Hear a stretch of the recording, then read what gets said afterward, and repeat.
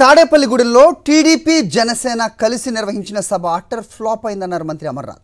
సిద్ధం సభకు వచ్చిన జనాభాలో 10% కూడా రాలేదని ఎద్దేవా చేశారు. టీడీపీ జనసేన కూటమి వల్ల క్యాష్ ట్రాన్స్ఫర్ మాత్రమే జరిగిందని, ఓట్ ట్రాన్స్ఫర్ కాదన్నారు. కాపుల్లో బలం ఉందన్న పవన్ 24 సీట్లకే ఎందుకు పరిమితమయ్యారని ప్రశ్నించారు. కాపుల ఓట్ల కోసం చంద్రబాబు పవన్ను వాడుకుంటున్నారని అమర్నాథ్ తెలిపారు.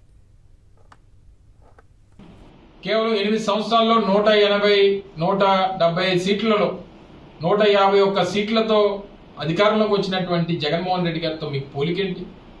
అందుకే మీరు పన్నేటువంటి పద్మ వ్యూహాల్లో జగన్మోహన్ రెడ్డి గారు అభిమన్యుడు కాదు అర్జునుడు అనేటువంటి విషయాన్ని అందుకే 10 సార్లు చెప్తా ఉన్నాం.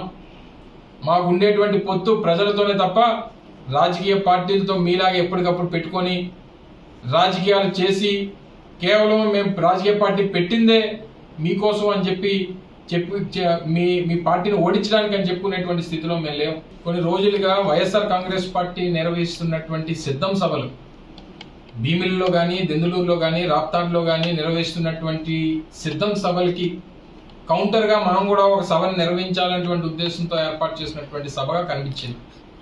సరే, కొన్ని కౌంటర్గా ఏర్పాటు చేసినప్పుడు దానికి ధీటుగా ఉండాలి తప్ప కనీసం మా సిద్ధం సభలకు వచ్చినటువంటి జనంలో కనీసం 10వ వంతు జనం కూడా రాకపోయినటువంటి ఆ సభని ఏమనాలో అది మీరే నిర్ణయించుకోవాలి.